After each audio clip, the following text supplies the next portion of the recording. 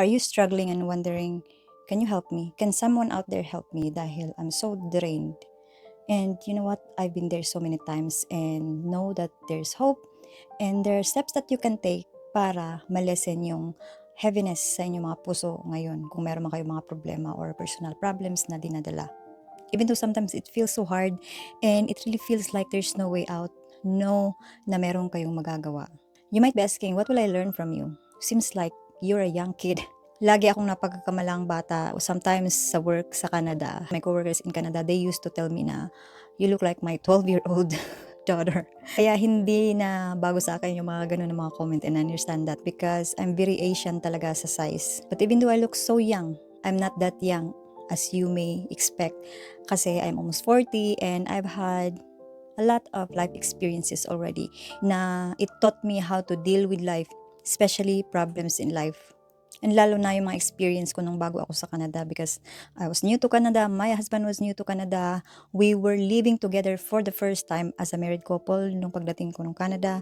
And ang isa pa dyan is we were raising our son for the first time. We were raising a kid for the first time. New parents, new married life, parang the environment is so new, lahat was new. So nung time na yun, sometimes I wonder if can we make it? Like, can we be able to succeed in Canada? Can we be able to get through this married life na laging nagtatalo? Kasi the differences, ang dami naming differences. Because as I mentioned, it was the first time na we were living together. So we were exploring married life and then we were discovering a lot of traits with each other. And of course, financially kasi, finances sa Canada ibang-iba sa Pilipinas, and I was 26 when I got in Canada and my husband I think was 28 that time. And sa finances, wala pa kaming masyadong experience on how to handle that aspect of life. So it was really tough, let me tell you. I got to the point na I said, what if I quit? What if I go home to the Philippines to my parents and like live there with my son? But something in me said, not yet. Do not quit yet. This is not the time. So why do people give up? And some really give up easily than others. I think that's because the heaviness that we feel is too much to bear sometimes. And we feel so doubtful, we have fears, and we feel so stuck sa buhay natin. We feel like there's no way out. We feel like it's the dead end and there's like a wall in front of us that we cannot go through. Kaya mas easy na, I'll just give up. I'll just go back. Especially if you had a lot of expectations, high expectations of life in Canada. Now you were expecting it's all gonna be rainbows and butterflies and unicorns in Canada. But when you got here and started to live your life here, you realized that, oh my God, this is not what I expected. It's totally different. Living here is full of struggles na every day, hindi ako nawawala ng problema, hindi ako nawawala ng bad day. This is too much. Yun bang parang ginagawa mo na lahat? You felt like you have done everything, but nothing is working. Nothing is happening. And I feel you. And a lot of people can relate to your situation because most of us have gone there. So know that you are not alone. There's a lot of us experiences similar situations right now. Kapag ganito yung na-experience natin, mostly it's the step or the moment before your breakthrough. A lot of people have said this, I always hear this na before I had a breakthrough, before I became successful, I went through this very hard part of my life. I went through breakup, really bad breakup. I went to divorce. I went through like family issues or something like that, betrayal. So maybe this is your turning point. Because for me, success comes with a price and effort. Unless you were born with a silver in your mouth, silver spoon in your mouth pala. Because life works this way. We are like planting a seed. We are like sowing a seed. So every time you plant something, every time you have a dream, you have a goal, aspiration in life, mag-succeed, you can take your family and bring there in Canada and live there comfortably. Yung dream na yun, it's like planting something and you going to Canada to sacrifice for your family. That's your sowing that you're doing. That's your planting that you're doing. So when we plant something, we cannot just harvest the next day. We cannot just harvest the next month. If you are planting a tree, an apple tree, for example, it will take years.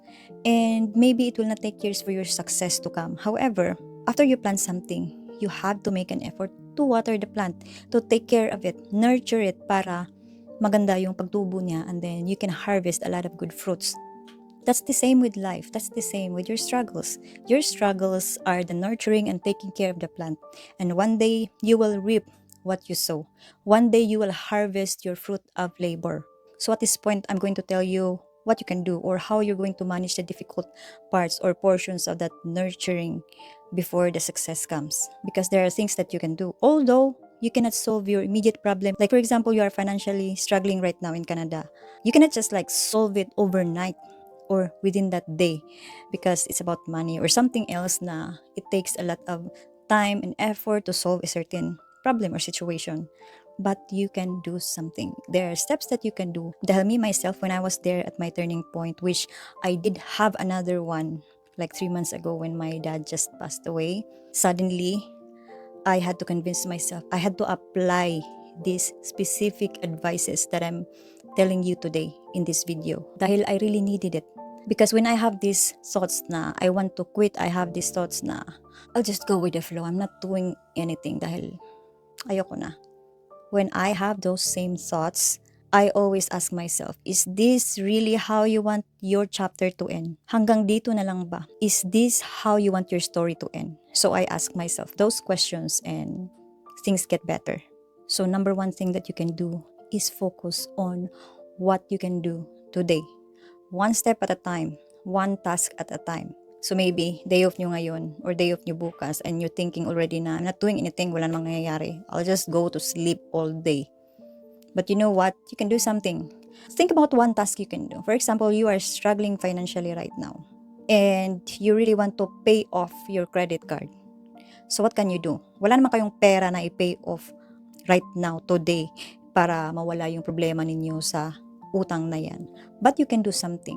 How? You can watch one whole video of someone telling you or giving you advice on how to manage your finances. One step lang ha, instead of just scrolling on Reels or TikTok for nonsense, funny, whatever, just go to YouTube and find a really valuable video that you can watch. One step at a time. Maybe that video will make you realize what is lacking. Maybe that video will make you realize kung ano ba talagang nangyayari. Na hindi pala sa finances ang root cause ng problem mo. Mindset pala, or it's here talaga. Another thing you can do is to go back to your anchor. What anchor do you mean? What are you talking about? So, while you're in Canada right now and maybe you're experiencing difficulties, think about where you started. So, nung nasa Pilipinas ka pa, you were dreaming of coming to Canada to live here, maybe work here, and eventually get your family. So, that's your anchor. Remember the times that you were dreaming of coming to Canada and living there. So think about that na your dream once is now a reality. Dati pinangarap mo lang, ngayon andito na. Sometimes we forget about where we came from. Sometimes we forget about kung ano yung naging goal natin before bago tayo nandito sa posisyon na to. So go back to where you started. Think about how you started and make it as an inspiration again.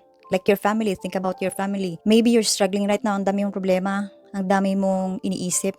Pero stop thinking about the problems for a moment and then think about your family back home, for example. Think about them and think about the feeling, the emotions that you are going to feel kapag nakuha mo na sila and you are together again. That's very important. Focus on the feelings or the emotions that will come up or you will experience kapag na-achieve mo na yung another dream mo na makuha, for example, yung family mo and live together there in Canada and for your kids to experience the life in Canada. Dahil minsan parang na-overwhelm tayo, lahat na lang iniisip natin is yung problem.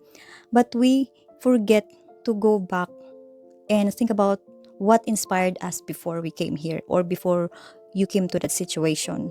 Isipin nyo lang na yung inspiration nyo or yung reason kung bakit kayo nagsasacrifice ngayon is yun yung ugat sa inyong tinanim. Yun yung ugat na hahawak in times of disasters, in times of flooding. That's the root na mag-a-anchor sa lupa para in case of flooding, hindi maanod sa baha yung tanim. That is the best analogy for me. Your family, your inspiration, your why in life, why you sacrifice right now is, that's the root na mag-a-anchor sa'yo para matibay ka in case of disaster, in case of times like this na you are so overwhelmed and your heart feels so heavy. The next one is allow yourself to rest. It's really common sa mga Pilipino, sa mga kababayan natin, ourselves. We go to Canada and then we feel like we have to really work hard. Yung parang ang mindset natin is, I don't want to stop. I should not stop. I should keep going every day, keep striving. Ayokong mag-rest kasi parang it's a waste of time. But did you know that stopping and allowing yourself to rest is very important dahil you will let yourself reset and refresh for the next day so that your mind or your head will be cleared of whatever chaos that's going on. Because if you refresh the next day, mas makakapag-isip ka ng mabuti. You are like pushing away the clutter that's in your head. Kaya you have room for new ideas. Kasi baka nakakalimutan nyo na hindi tayo robot. We are human beings. We are meant to be exhausted. And it's okay to rest, not just a day, as long as you need. Dahil, as I said, hindi tayo AI, hindi tayo robot. Meron tayong limitations. We are made of flesh and blood, hindi tayo machines. And you know what? Trying to rest doesn't mean you're weak. It just means that you are wise enough to know what you should do or what you should have done para maibsan yung mga whatever difficulties you're going through right now. And sleep is very important when it comes to rest. Dahil kapag natutulog tayo, it's the time that our head, our brain will restart. Yun na yung computer nyo. Kapag matagal na siyang hindi na-restart, it will tell you kung matagal na yung uptime niya. And you have to restart that.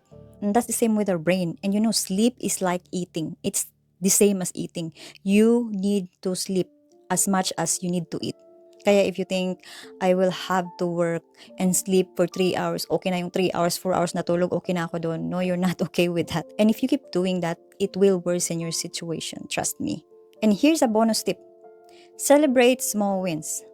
Halimbawa is, you work in a restaurant and that day, that restaurant is so packed with guests and the kitchen is so busy talaga na everything was chaos and the managers and the supervisors are pressuring the staff kasi nga it's so busy, ang daming guests, like talagang chaos siya.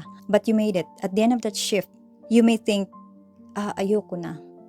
Talagang ganito na ang buhay sa Canada, ang hirap naman, napapagalitan ka pa, you're trying your best to work hard, napapagalitan ka pa, tapos bossy pa yung mga kasama mo, yung supervisor mo, nagger pa, parang ganun, and then you feel like, ayoko na mag-work dito, uwi na lang siguro ako. It's easy to say that, but you know what, if you shift your mindset into, oh my God, I made it through that hard shift, that means kaya ko yung mga ibang shift na similar sa ganun, kayang-kaya ko naman pala, no? And then maybe you're hungry kasi through that shift, hindi ka masyadong nakakain kasi nga busy. Maybe you can drive through your favorite food and enjoy that meal at home. Instead of thinking negative thoughts and yun nga, you wanna quit, ayoko na. Instead of doing that, which it doesn't help at all, you shift your mind and celebrate that small win that you got by eating your favorite food without feeling guilty at all. Kasi kapag hindi ka nag-quit, can you imagine if a year from now, you will realize na, oh my gosh, this was that day na nakita ko yung video na, or this was the day na na-realize ko na I should not quit, na-realize ko na I should shift my mind into positive thinking instead of lingering in negative thoughts. And it really changed my perspective and outlook in life. That's why I got over what I went through during those times. Kasi kapag nagde-decide ka when you are mad, angry, upset, or sad, talagang yung decision mo during that time is off, weird, not good in every situation. So, it's not really good to decide or to take a leap when you have those kinds of emotions. Kasi you know already that regret doesn't happen at the beginning. Regret always comes at the end.